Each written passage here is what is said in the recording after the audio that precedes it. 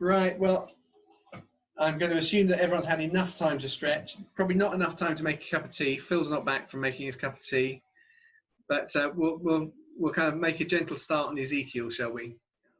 So, okay, yeah, there's putting Ezekiel into context. Do you remember we saw in Isaiah that Isaiah prophesied Jerusalem's going to be kind of have three waves of people being deported into Babylon.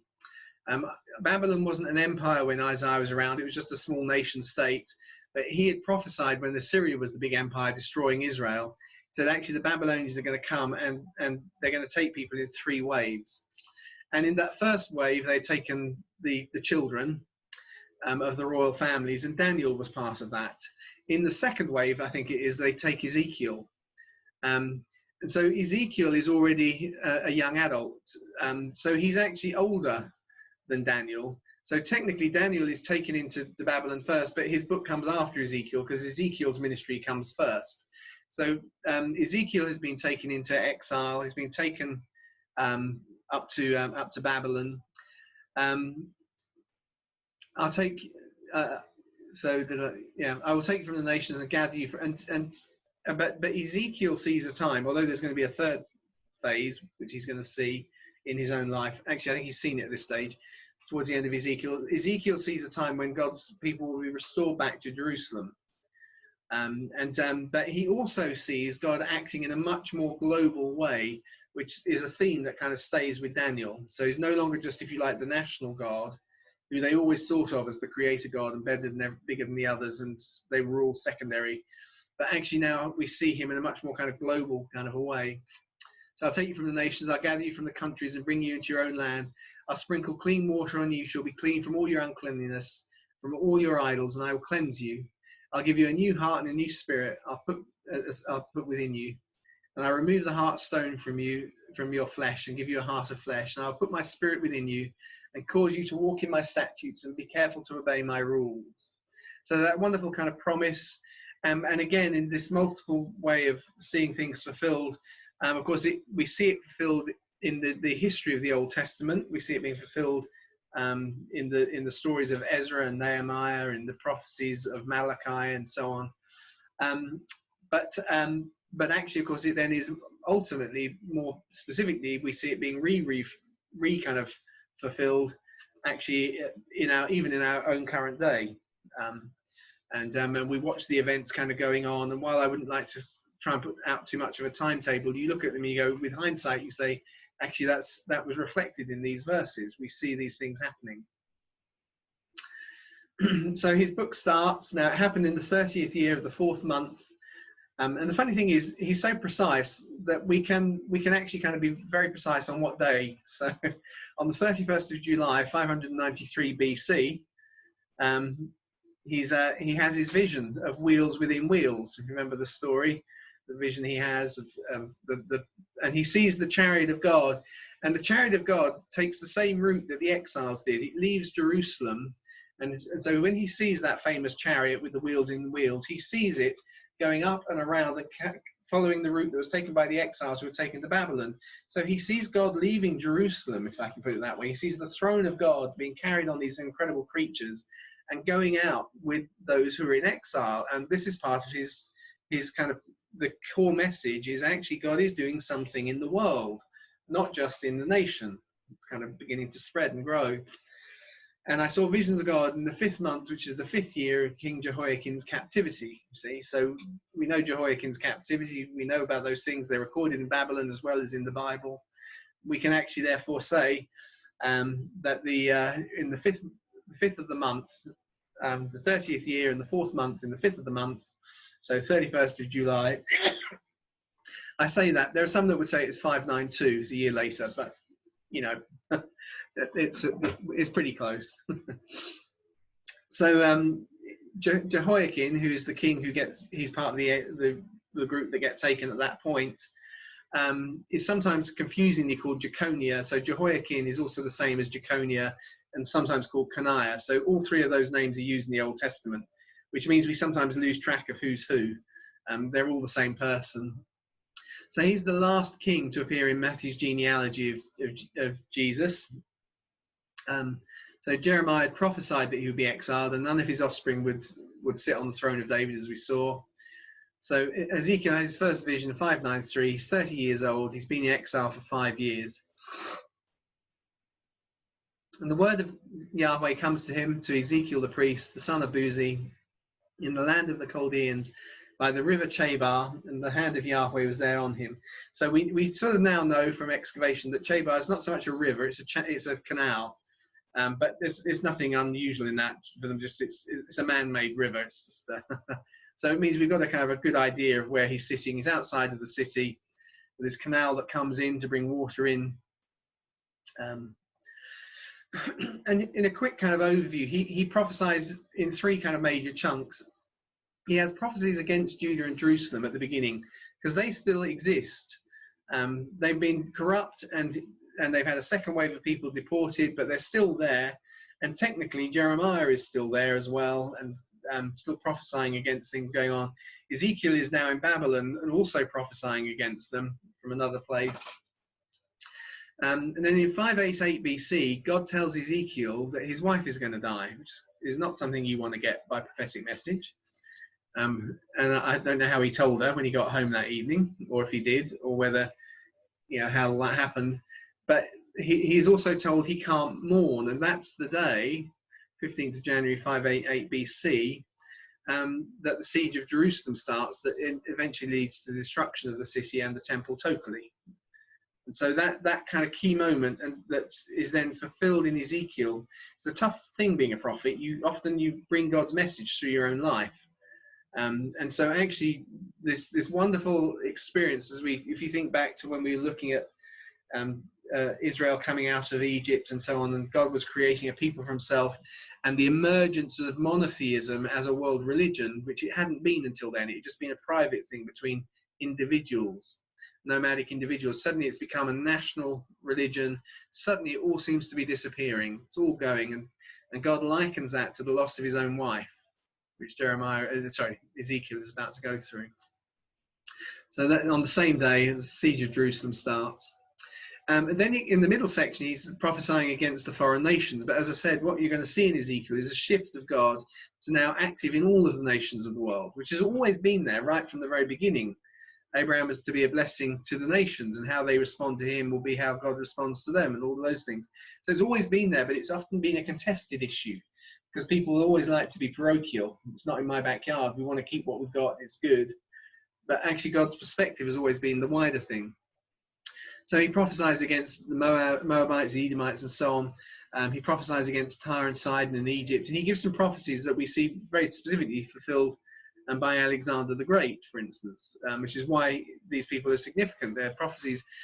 Josephus actually points out that Alexander the Great is shown the prophecies of himself, and he recognizes himself in those prophecies. See, but then at the very end, he's prophesying about hope and salvation, and in his mind, he's seen now. You see the destruction, because by now at the end of the book, Jerusalem has been destroyed and the temple has been destroyed. And in his mind, he sees a vision of a new temple whose walls are made of the Spirit or the wind. So it's no longer defined by bricks. It's a kind of a spiritual temple, the habitation of God. And he also sees a good shepherd who's going to regather his sheep and draw them together and sort out sheep from the goats and so on. So those are the kind of major sections of the book of Ezekiel. At the very beginning, of course, very fundamentally, he sees the presence of God being carried throughout the whole world, effectively, to come to Babylon. And it's being carried on the wings of creatures that have 4 faces. There's a bull's face, a lion's face, a man's face, and an eagle's face. And right from the very early writings of the early church, they've always seen the 4 Gospels as embodying those faces. In different times, different places, there have been slight variations, and they sometimes swap characters around. But I think in the modern world, as we've got the ability to read much more extensively and see them, I think you see a very kind of clear mix in that.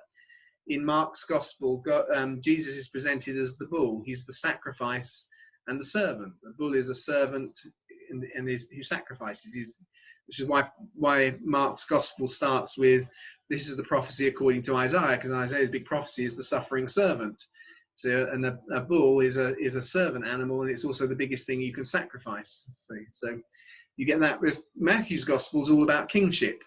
It starts with a kingly genealogy. And in it, the kingdom of God, the kingdom of heaven is always there. It's constant refrain right the way through the Gospel of Matthew. So you see the lion, who's the king of, the kingly symbol. There is embodied in the Gospel of Matthew. Luke is the human gospel. It tells the story of Jesus' birth from Mary's point of view, because she's the physical lineage. He uses technical medical terms because he is a doctor, and he puts it into kind of the events of secular politics, human politics. He kind of presents his gospel in that way.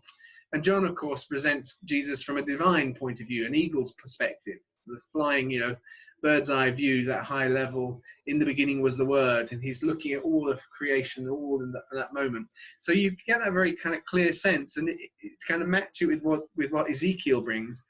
He sees the presence of God leaving and working its way through the nations to kind of go on the route and come and join the exiles now in an empire, which is not just a single nation, but is collecting all of the nations and going to all of the places. And God is now with his people in that context. So I'm highlighting, doing the highlights. There are lots of things we could look at again, but we'll just do the highlights. There's a man who appears wearing the glory of God in Ezekiel's prophecies. So above the dome of their heads was something that looked like a throne made of sapphire. So these are kind of images which now remind us of Revelation. And on the throne was a figure that looked like a man. So there's a man sitting on the throne. Why is God not there? But there's a rainbow. That's the glory of God in the cloud on the day of rain. So was the light shining around him. This is what the glory of the Lord was like. So the glory of the Lord was like a man surrounded by glory, if I can put that, surrounded by the colours of the rainbow. And when I saw it, I went down on my face, and the voice of one talking came to my ears. So that character appears in Ezekiel's prophecies. That glory man is related to Yahweh and the Spirit, then interacts and moves, and he even enters into Ezekiel over the next chapters. So the Spirit came into me and put me on my feet, and he, that's the glory man, spoke to me and said, go and keep yourself shut up inside the house. So these are the kind of the visionary context as Ezekiel's having them. We kind of start to see these elements of the Trinity and the flow of Jesus with the Holy Spirit and his life and experience with us as we pray. And we have the indwelling. He indwells us by the presence of his Spirit, and he speaks to us. We have his mind and so on. So it becomes a very kind of key imagery or for understanding the phenomena of the church. And I love that. It's not just theory, it's the phenomenology. It's how do we explain our experience as Christians who walk by the Spirit, and so on. So it's not just about the book, it's about the life and the interaction and so on. Anyway, he gets, of course, the glory man and the Spirit back in chapter 8, where they take Ezekiel to Jerusalem and the temple. So this is before the temple and Jerusalem have been destroyed. This is the early part of the book still. And he takes them there, and he sees an image of Yahweh. So they've made an image, they've made a statue. They've reduced the God of creation into the creation of mankind, something they've always been told not to do, but they've done it. So he refers to that as the idol of jealousy. And then in his kind of vision or experience, however it works, he digs through a wall into an inner chamber. There he sees all sorts of pagan images being worshipped by the 70 elders. So the 70 elders that have been around since the days when Israel came out of Egypt, and the 70 elders went up the mountain and there's always been a group of 70 elders. Eventually there'll be a 70 elders called the Sanhedrin that will stand in judgment over Jesus. And at this point, he sees those 70 elders worshipping all sorts of pagan images. At the gate, he sees that women are calling on a vegetation god for looking after them. And then between the porch and the altar, he sees that 25 men are worshipping the sun. So he sees a total mess up in the Jewish religious system as it's based in Jerusalem at this stage. But what he's told by God at that point, chapter 9, he says that there's a man suddenly appears dressed in white, and he's going to save the righteous. And he goes through the city and he marks a cross. So read the text. The Lord said, go through the town, through the middle of Jerusalem, and put a mark. And the word for a mark is the word tav, which was written as a little cross. That's an actual picture of a tav from that period of Hebrew writing. So put a cross on the brows of those who are sorrowing and crying for all the disgusting things which are done in it. And those are the ones who God is saying are going to be saved. He's saving those who have not been given over to this pagan worship. It's all coming on the city. It's all going to be destroyed. He's saying it because it's totally corrupt. The priesthood has become corrupt. He's a priest, but he's in Babylon. And he sees this thing this symbolically. And of course, the image of the mark on the forehead. We find again it flows through to Revelation, and there, of course, the beast has a mark, trading and so on. So those kind of ideas that we're finding here in Ezekiel. So everybody else dies except those with the cross, and Ezekiel grieves in shock for the remnant of Jerusalem, but God reveals he's actually purifying and working with those in exile. So God's kind of message is, yes, that's in Jerusalem, but actually my big work now is in exile. And it's interesting because actually it is in exile that a whole number of new things come about. A new system. Remember, he saw a vision of a new temple, a new sanctuary, but it wasn't defined by walls, it was defined by the Spirit. And the synagogue system starts to emerge under exile. It doesn't get called the synagogue yet, but it starts to emerge as they try and find ways. And suddenly Scripture is now really in its full place. Because before, the temple was in its place and Scripture was being collected and it was being written together there. But now they're separated. They start to revere the words and the text that they were able to bring with them. And so the synagogue, each synagogue starts to make copies of the Scriptures that they have and keep them as they're in exile. And actually this model, of course, eventually becomes the shape of the nascent church when it emerges under Jesus, which is, of course, it allowed the gospel to go right the way through the world. Which is not based on one place, but it is based around coming together around the word and testimony and history we've got. So the word of Yahweh came to me saying, your brothers, your relatives of the house of Israel, to whom the inhabitants of Jerusalem have said, you go away from Yahweh. See, he said that those who stayed in Jerusalem were mocking them. And he's seen a whole run of that because he was there after the first wave went. So he probably saw it in real terms. So you go away from Yahweh. This land has been given for us for a possession. So if you've been taken off, God obviously didn't like you. That's what they said. And while I remove them far off from among the nations and I scatter them among the countries, yet I will be a sanctuary to them for a little while. And today we use the word sanctuary just means a safe place. But actually that means a really holy place. God is saying, I myself am going to become right in the middle of their sanctuary. I'm going to be that sanctuary, that I'm going to be what sanctifies the present. It's my presence and place. And so there's something going on in what God is doing in spreading, producing a world vision, defining something that's not defined by the bricks, but by the Spirit, and so on. That's the sanctuary, while in the countries where you have come from. And it's going to happen in all of these different places because Babylon is at the heart of an empire, and they deliberately spread the Israelites and the Jews out all over the empire. They're not just in Babylon eventually, they're across the Babylonian Empire. That makes sense. That is why the gospel is able to spread so fast when eventually they start to carry it out. They go into all of the parts of the empire, which has now been sitting on a space that is pretty much been defined in the days of Babylon, and is full now of little communities, and now they bring the new message, the new covenant that Jeremiah has promised. But he does also highlight that they'll be regathered, but they're going to be changed when they do come back. So I'll gather you from the peoples and assemble you out of the countries where you have been scattered, and I'll give you the land of Israel, and I'll give them one heart, put the new spirit with them. We read this one earlier. I'll take the stony heart from their flesh, I'll give them a heart of flesh, that they may walk in my statutes and keep my ordinances and do them, and they shall be my people, and I will be their God. Ezekiel picks up a similar theme that we've seen in Isaiah and Jeremiah, when he sees about a sprig from a tree. In it, you see, remember, Jeremiah is prophesying in Jerusalem, and here is Ezekiel in Babylon. Jeremiah has prophesied about a kind of a shoot or a seed that will come out. And Ezekiel sees a vision where a great eagle with great wings, full of long feathers, different colors, comes to Lebanon and takes the top of the cedar tree. So it takes the cream of the cream, if you like that way, which is what happened. The first wave of deportation, they took the cream of the cream. They took the very top, the very best bits, if you like. It left all of the other bits, and that's going to get burnt and destroyed, but it took the best of the best. And this sprig is actually Zedekiah, who's the last king of Judah, who's the uncle of Jeconiah, and he brings Jeconiah with him, and he's deposed by Nebuchadnezzar. So he sees this idea of this eagle that's come and taken the cream of the cream, but God has his own sprig, is part of his message. But I will also take foliage from the top branch of the cedar and plant it. So it took it, brought it here, but I'm also doing it. Okay, so God is doing something here. I'll pick from the topmost of its young twigs a fresh one, and I'll have planted it on high in a great mountain, on the high mountain of Israel. And I will have it planted, on high on the great mountain, on the high mountain of Israel. And it's interesting he uses the word Israel here, because Israel, remember, has been destroyed. It's really just Judea now. So there is an expectation in Ezekiel that it won't just be Judea that is restored, but one day it will be all of Israel. And it will, and very specifically, this bit that God is dealing with is going to be planted on that mountain. Now, of course, the high mountain is Temple Mount, and Jesus is crucified on Temple Mount.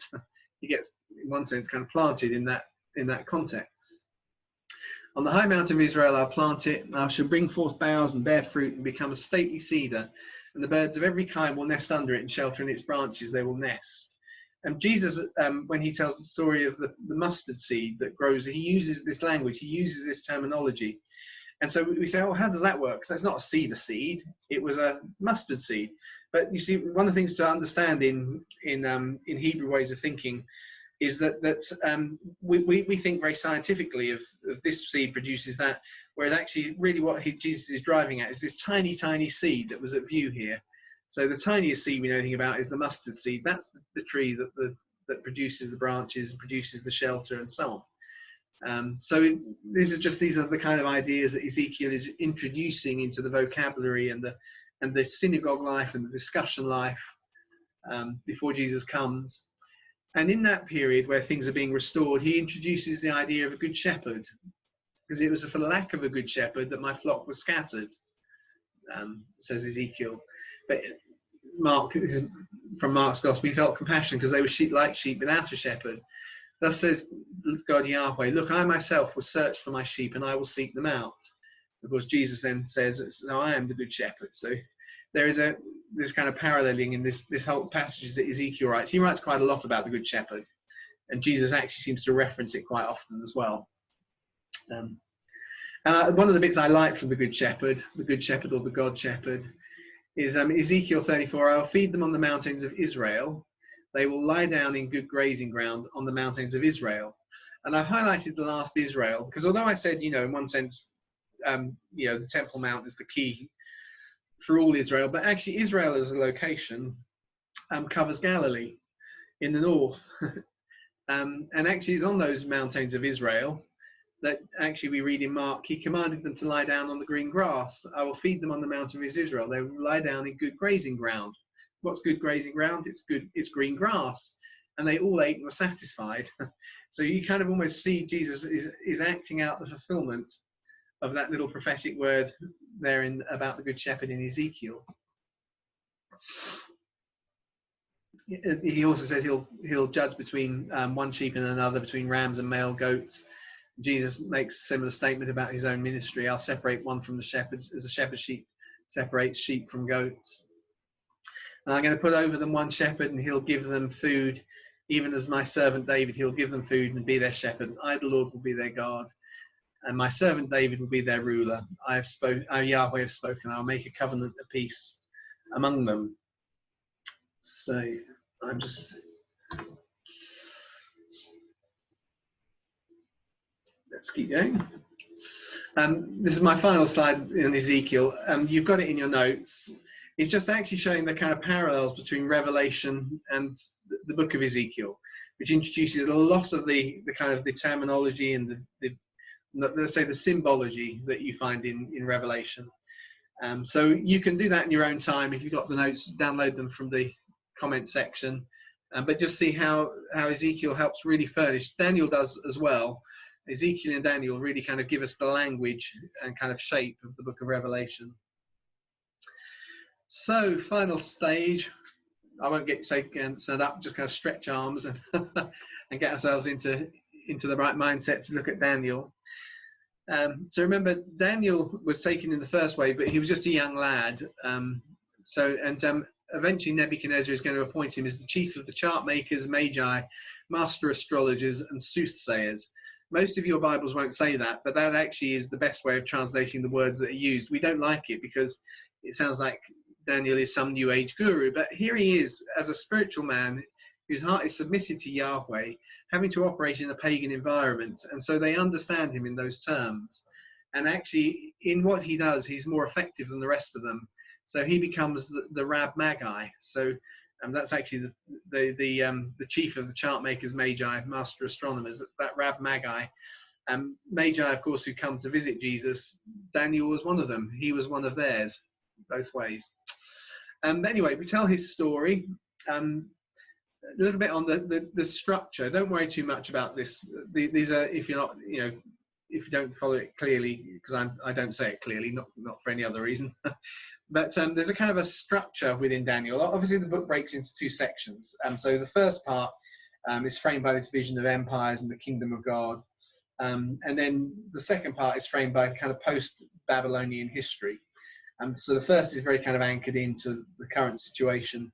And it's centered on judgment of earthly kingdoms, whereas the second half is centered on restoring God's people and then the receiving of the Messiah, the coming of the Messiah.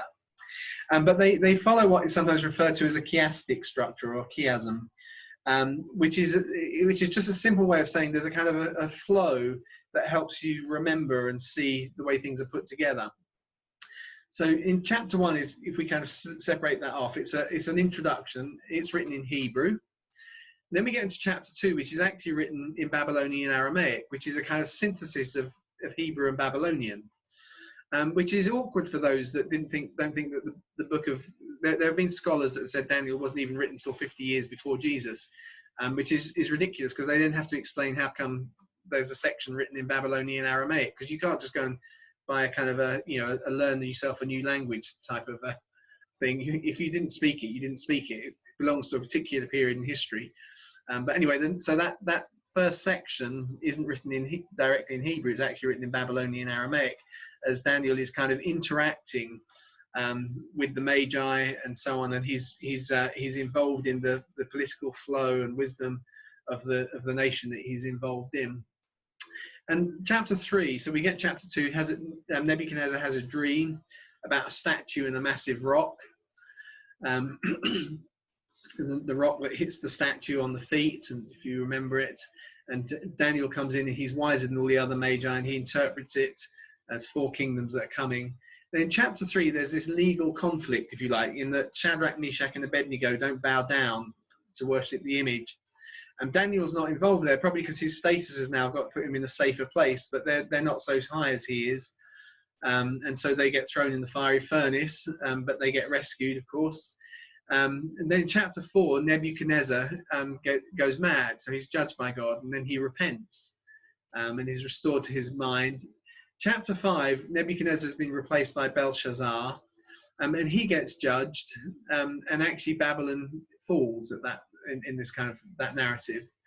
And then it finishes at the end of that period with another legal conflict, which is now about Daniel, under a new kind of king, new situation under Belshazzar. And he's rescued from the lion's den. So all that the word means is you can see there's a kind of legal conflict on either end. And in chapter 7, there's another vision about the beasts versus the Son of Man that kind of mirrors the statue and the rock in the first part.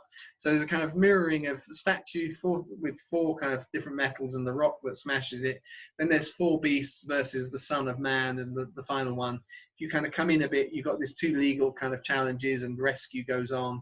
And then in the middle of it, you've got the judgment on the kings, one who's repenting, and Belshazzar receiving the judgment that Babylon is going to fall. Then we get into the second part, which is all written in Hebrew. And the timescales overlap, so but they're 2 sort of sections focused in different ways. So there's a kind of a clarifying vision about the kingdoms to come in chapter 8, which kind of matches in chapter 10. There's clarifying vision of future kings and a conflict and a future resurrection. And in the middle section, there's chapter 9, beginning of chapter 9, there's a hope of a return from exile. And then in chapter 9, 20 to 27, there's a vision of the Messiah and future conflict over the temple. So you get this same kind of idea of how you build this kind of structure up. So keeping an eye on the time so that we're not too late, about 5 minutes to half past. So I think this is worth doing. It's worth staying for, if I can put it that way. So in the 3rd year of the reign of Jehoiakim, king of Judah, Nebuchadnezzar, king of Babylon, came to Jerusalem and he besieged it. So we understand that. This is Daniel. And the Lord gave Jehoiakim, king of Judah, into his hand, along with some of the vessels of the house of God. And he carried them to the land of Shinar, to the house of his gods, brought the vessels into the treasure house of his gods. And the king spoke to Ashpenaz, and I've marked him in red because we know about him. There's a monument to him that's held in the British Museum. So the king spoke to Ashpenaz, who was the master of the eunuchs, that he should bring certain of the children of Israel, the seed of royal and the royalty and nobles, seed of royal and the nobles. So the kind of, which is common, you're holding them hostage. So Jerusalem will stay compliant because all their kids are being held by the foreign king. But actually that kind of fulfills a prophecy that Isaiah first gave. So Isaiah says to Hezekiah, hear the word of the Yahweh. Days are coming when all that is in your house and that which your fathers have laid up to store in his day shall be carried to Babylon. See, so remember, he takes the gold from the temple. Nothing shall be left. They shall take away your sons, who shall issue from you, and whom you shall father, and they shall be eunuchs in the palace of the king of Babylon.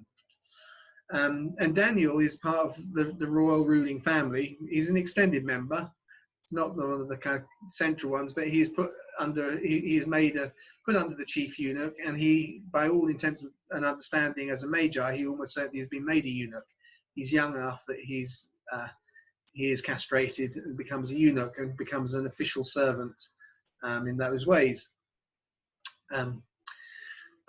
His ministry therefore starts, his story starts, it's the 3rd year of Jehoiakim, so it's 605 BC. So it implies that Daniel is born between 615 and 610, because he can't be made a eunuch once he gets too old, or not safely anyway. At least Daniel survived to the 1st year of King Cyrus, because we know that, and Cyrus conquered Babylon in 539. So in the 3rd year of Cyrus is how Daniel ends, which is Daniel's final message. So he's prophesying, he's 69 years after he's been taken into captivity. So he's in his 70s or so at this point. So that first big prophecy, which sets the tone, this is all about these 4 kingdoms that are coming and the conflict with what God is trying to do. So he sees this great statue. This statue, its head of fine gold. Well, he doesn't. Nebuchadnezzar does, but Daniel interprets this. Its head was of fine gold, its breasts and arms of silver, its belly and thighs of brass, its legs of iron, its feet of iron and clay. You saw a stone cut out without hands, struck with the image on its feet with iron and clay, and they broke them in pieces.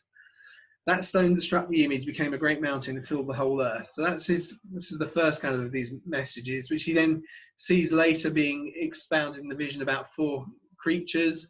And he sees them as 4 kingdoms to come, although the first one is already there. It's the Babylonians. The first one, there he sees the 4 creatures. The first one was like a lion with eagle's wings, and a man's heart was given to it. Second was like a bear. Another was like a leopard. A 4th animal, awesome in power, very strong, with great iron teeth. It devoured and broke in pieces and stamped the residue at its feet. So actually what happens, as we kind of run through the history, is, so Babylon, which is the head of gold, which he describes as being like a lion that's got eagle's wings, until its wings are plucked, and it's lifted from the earth and made to stand on 2 feet as a man, and a man's heart was given to it. And that's probably a reference to the change that happens in Nebuchadnezzar, who ends up worshipping Yahweh. But Babylon, the jewel of kingdoms, the glory of the Babylonian pride, will be overthrown by God like Sodom and Gomorrah. Isaiah had already prophesied that. And actually, when Cyrus eventually conquers Babylon, it was actually the world's biggest city. It's perhaps the first city in history to have broken 200,000 inhabitants.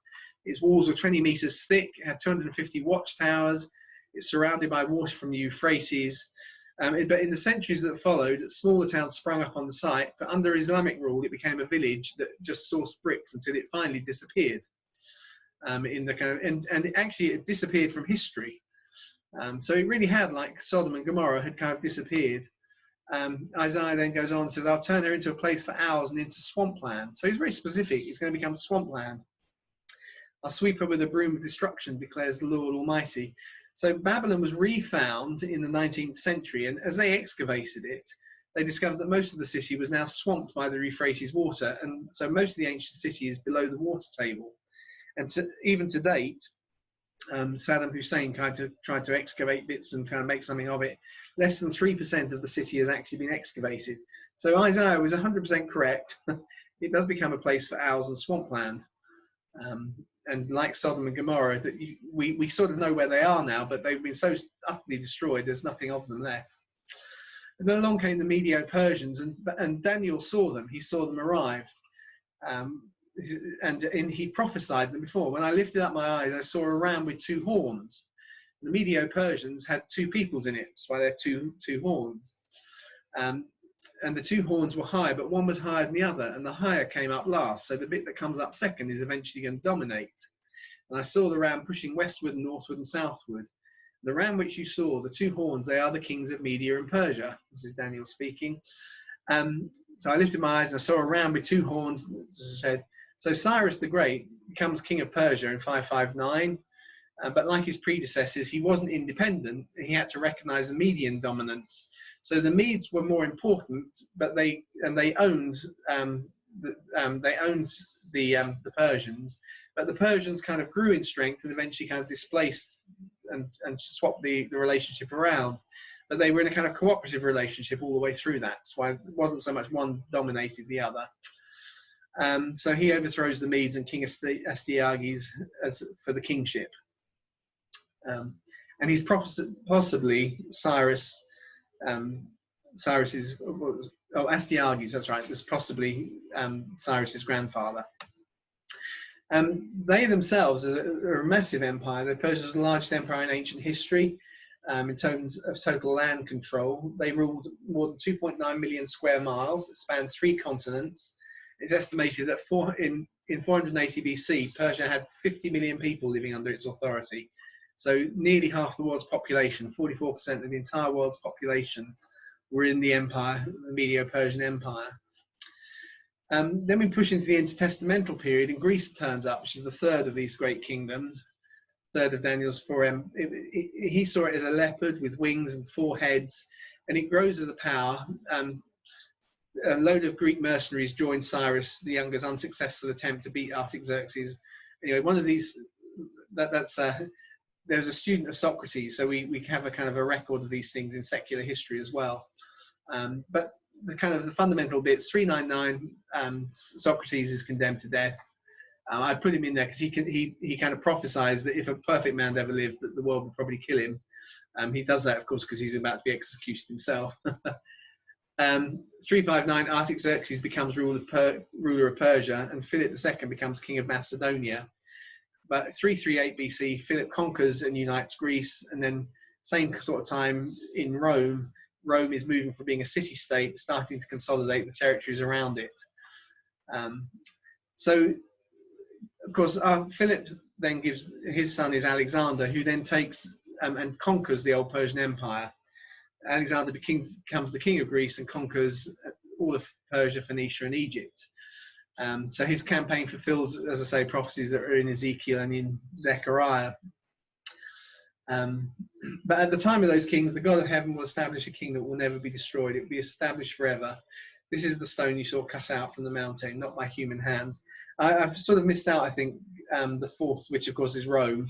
But it's in the time of those kings. It's under the Roman Empire. It's taken over. I forgot to say the Greek Empire eventually splits into 4 parts, which is why the leopard has 4 heads. But in all of that mix, and Daniel also sees, this is what's happening during those during the time of those empires, that there's coming out of the clouds of heaven a son of man, and he's given authority and glory and a kingdom, and all the peoples and nations and language will serve him. And his authority is eternal. Authority will not pass away. His kingdom is one which will not be destroyed, you see. So it's all very precise, and you see how all the different prophetic voices are fitting together to create a picture, and so on. But the really kind of interesting bit then comes in the second section. So chapter 8 is a clarifying vision about the kingdoms to come. Then chapter 9, there's some prophecies about the return from exile and the vision of the Messiah. And then chapter 10 is clarifying visions. And this is where we'll finish tonight as we run through these. And most of you will be aware of the prophecy in Daniel 9, but it's often nice to look at it in kind of line by line detail to see how precisely it is matched by human history. You've got to remember that this is written hundreds of years before. So it starts in Daniel 9. Jeremiah, to tie in with where we started, Daniel is meditating on Jeremiah's prophecies of being taken into exile. Isaiah had also prophesied it, but Jeremiah had said that because they'd missed out the years of Jubilee and the ruling class had got rich by not kind of restoring wealth to the families who originally owned it, that for every Jubilee that had been missed, there would be a year in exile. So 70 years of exile. And so Daniel is thinking about this, and he realizes that they're only a few years away. It's not immediate. He's still got kind of 10 or so, decade or so to come, but he's well through the 70 years. And so he's meditating on the principle thing, and he probably can't date it as precisely as we can, because he's relying on records that are available to him. So he's probably praying about, I wonder when this is going to happen. It must be coming soon. So Daniel, understood by the books of the number of the years of which the word of Yahweh came to Jeremiah the prophet for the accomplishing of the desolation of Jerusalem, which was 70 years. See? So he's reading Jeremiah and he's realized, okay, so 70 years, we must be partly through that. It's actually 66 years since he was deported, since Daniel was deported, 539. So it could possibly be happening soon. It depends when the 70 years started from, think of it like that. But as he has a vision in which Gabriel comes to him, which I've missed out those verses, and then gives him a more specific prophecy, which actually seems to be changes his perspective. But his perspective is started with when are we going to return from exile? When are we going to go back? And now Gabriel gives him a prophecy which also has these 77 or 70 weeks. She's got time scale to it, but now is from a moment when the Jerusalem, there's an order given to rebuild Jerusalem and the temple. And that's the kind of kickoff point for this new vision. So he's thinking about something that he's been living through, and now Gabriel comes and gives him something that he won't live through, but his future. So 77 weeks are determined for your people and your holy city, to finish transgressions and to make an end of sins and to make reconciliation for iniquity. Well, that's what Jeremiah's 70 was all about. It's kind of finishing it all off. We paid our debt, we paid for it, we shouldn't have done it. But this is a new period now. It's going beyond this now. But it's also about finishing of transgression, making an end of sin, and reconciling those in iniquity, and to bring in everlasting righteousness, and to seal up vision and prophecy. So there's something about sealing up vision and prophecy. So many of these lines have two fulfillments to them, as we're going to see. And to anoint the most holy of holies, or the most holy place. So give it its reason for being there, if I can put it that way. So he recognizes that the weeks he's referring to are Sabbath cycles, because that was the context of Jeremiah's prophecy. It's not a week of days, it's a week of years, because every 7 years made a Sabbath cycle. So the 77s are 70 Sabbath cycles, which is 490 years that have been determined. So it's clearly a different framework to the 70 that he'd been started off by meditating over. So he's been told that there are going to be 70 of those Sabbath cycles, 490 years that are determined. And in that period, sin is going to be dealt with. There's going to be an eternal righteousness will be achieved. Prophecy will have all been fulfilled, and scripture will have all been sealed up. In other words, it'll be finished. And the most holy place will have been anointed in heaven. So put that in heaven, the mercy seat is being occupied. That's our way of understanding it. And then in the middle it says, now learn and understand that from the issuing of a decree to restore and rebuild Jerusalem until the anointed leader comes, 7 sets of Sabbath cycles and then 62 sets of Sabbath cycles will pass. So there is something that's going to happen. There's going to be a decree to restore and rebuild Jerusalem. Then there's going to be a short phase, 7 sets, i.e. 49 years. And then that's going to be followed by 62 sets of 7, 62 Sabbath cycles, and something else will happen. So Jerusalem will be restored and rebuilt with a city and a square and a channel, even in the troubles of those times. And just kind of jumping ahead of myself here, when these things do happen, within that first Sabbath set of 7, 49 years, the city of Jerusalem is rebuilt, and so on, and the temple is restored. And actually, the Old Testament is finished. So scripture is sealed up, if I can put it that way.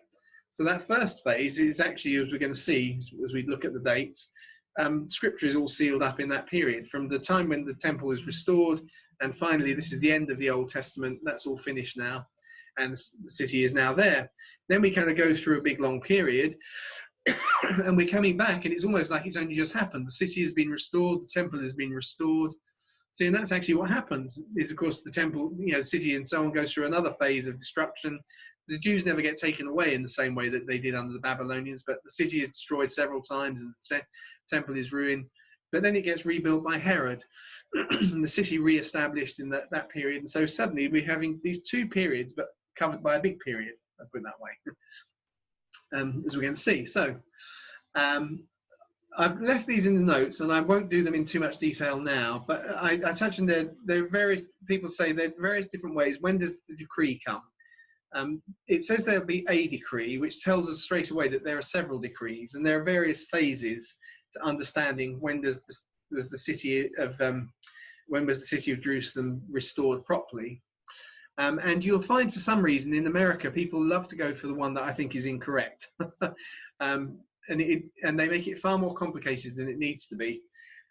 Because actually, if you just take a very natural reading of history without doing any funny things like they do with this other one, where they make years shorter for some reason best known to themselves, and allow it to be the later one.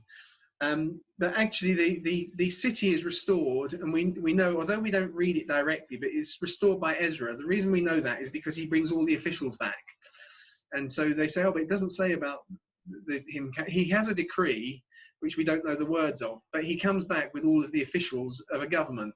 So clearly the city is being restored under the decree he's carrying. That's the way it's understood. So if you add a period of 483 years to that, so let me jump through to where I've got that.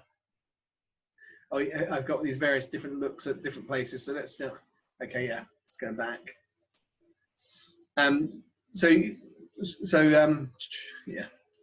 So 483, well, 49 years after Ezra gets back with all of the officials to make a government, the city is all rebuilt, the second temple has been rebuilt, scribes have been put in place, and the Old Testament has been finished. It's all been written up, and basically it is as we have it now. So that was the 49. Then you add the next bit of that 483 year period, and actually it brings you now to, I think it's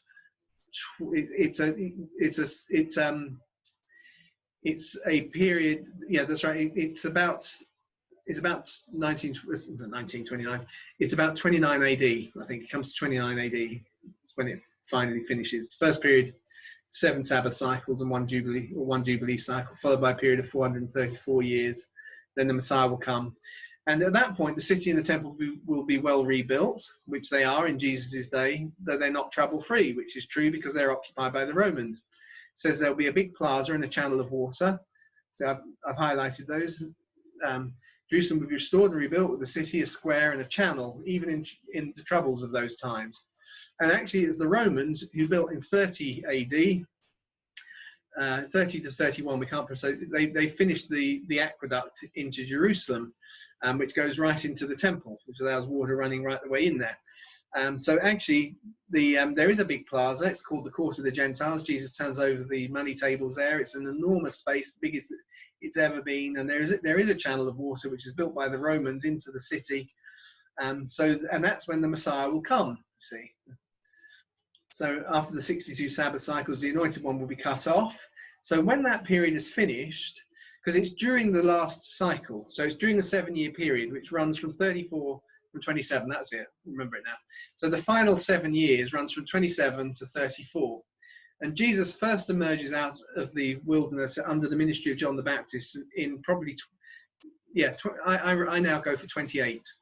So here's 27, that's the end of the period. That's the start period of when the Messiah is going to turn up. And a year later, he's ministering under John the Baptist, 28 AD. 28 to 29, he's been baptized, and he started to collect his own disciples at this stage.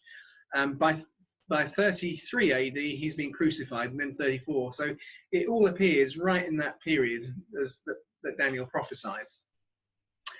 And then it talks about, but after that, the anointed one will be cut off and have nothing. So it's after that period. And now after that period, the city and the temple will be destroyed with the people of the ruler who is to come.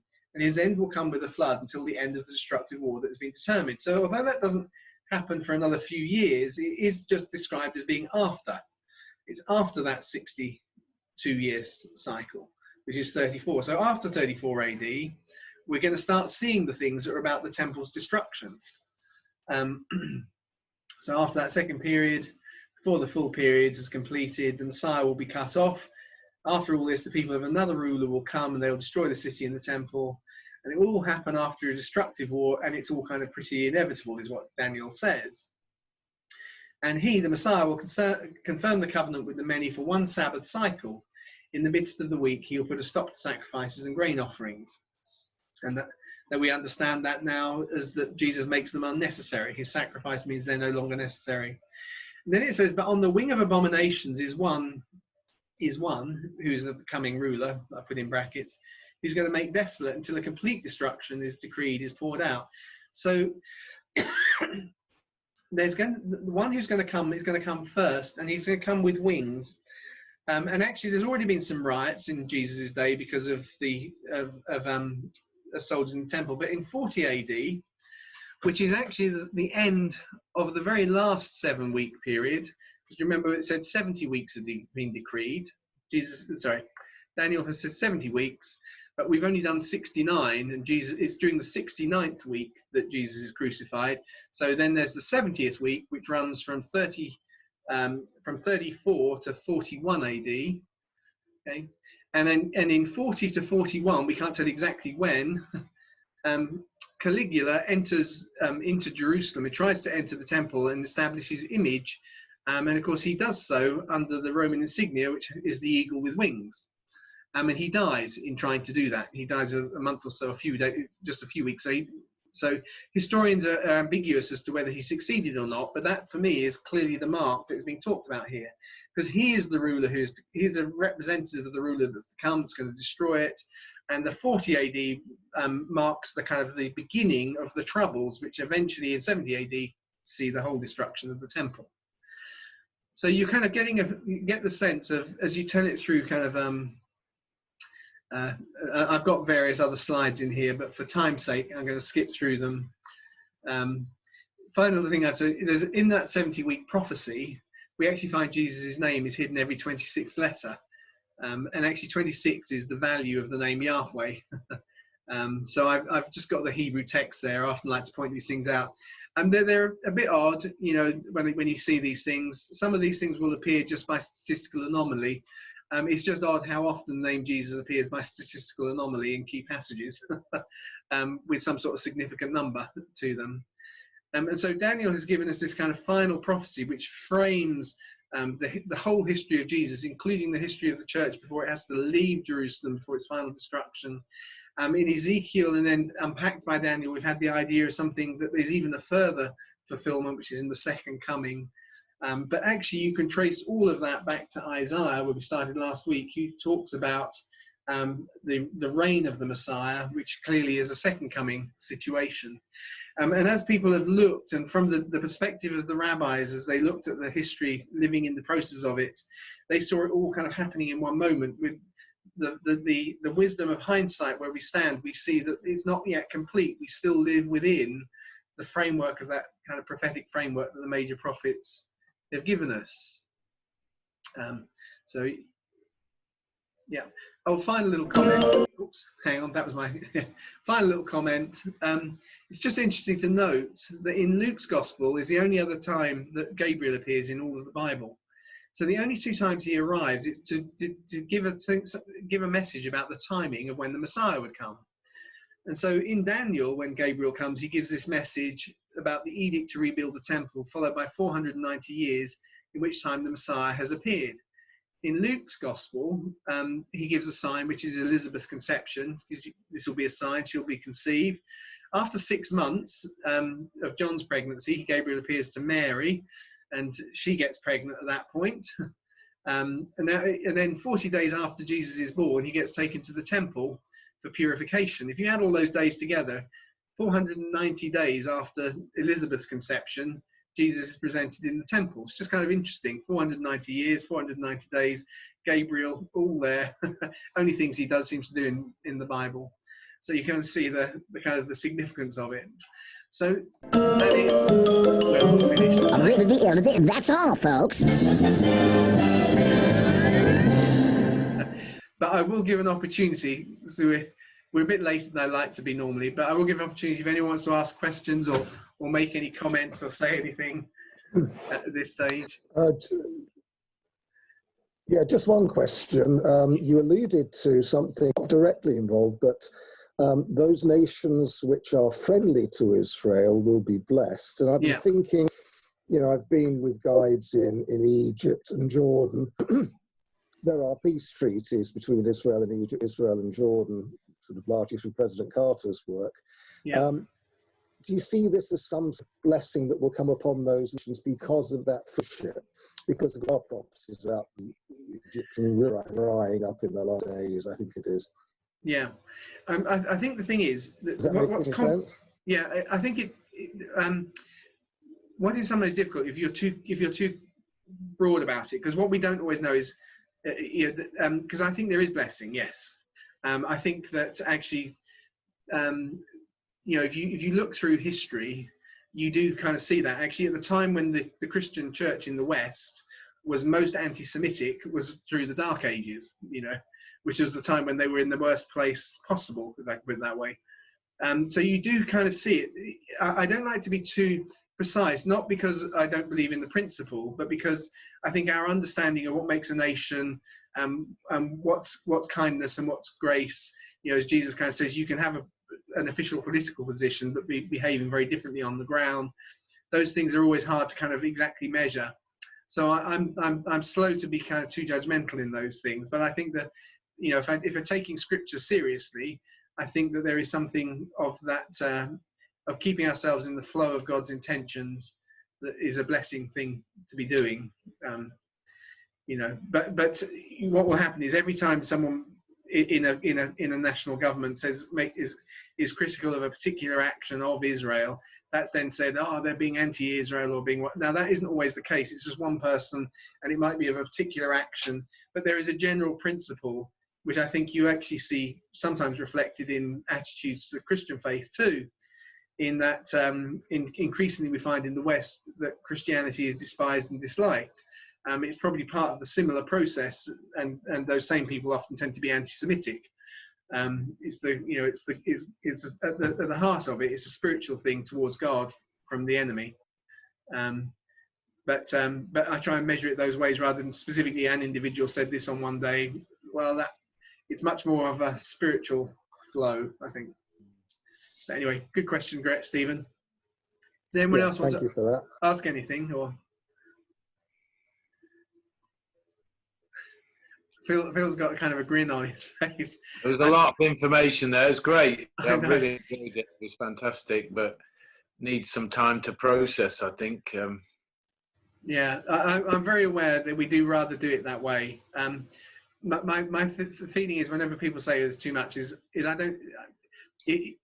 I remember listening to stuff that had too much in it, but you never go away with nothing. It's kind of like you trust the Holy Spirit reminds you of the bits that are helpful for you to take out of the situation. So hopefully that will be the way. Yeah. I mean, I think just the idea of hope in exile as well, just in that sense of, all of these prophets had that very strong view of God doing good things in times of great, great troubles. Yeah, great troubles, and you think that's a very powerful thing for us all to hold on to, isn't it? It really is. I'm really personally, I'm absolutely sure we will eventually understand something through this period. But the reason I find it so hard to say what is because every instinct in me wants it to be nice and easy for those who love Jesus. But all of my kind of background history says, I read it, it doesn't always look that way. I think it might be even quite tough to keep believing it sometimes when things don't go quite what we expect. It'll be easy to kind of take a view of, we're escaping. Brexit means we're escaping Europe. It's going to be brilliant for Britain. But then on the flip side, I think, but look at the state of this nation and what it thinks about stuff. I don't think I couldn't tell you exactly what it will mean, but I'm sure it's going to mean something. Yeah. Yeah. Hmm. Good. Thank you. Thanks so much. I really appreciate it. Well, it's always really a real pleasure to be with you, Phil. And hopefully, maybe one of the times coming soon, I'll be able to drive up. I'm hopeful of that. That would be really good. That would be excellent. Yeah, it will be good. It'll be nice.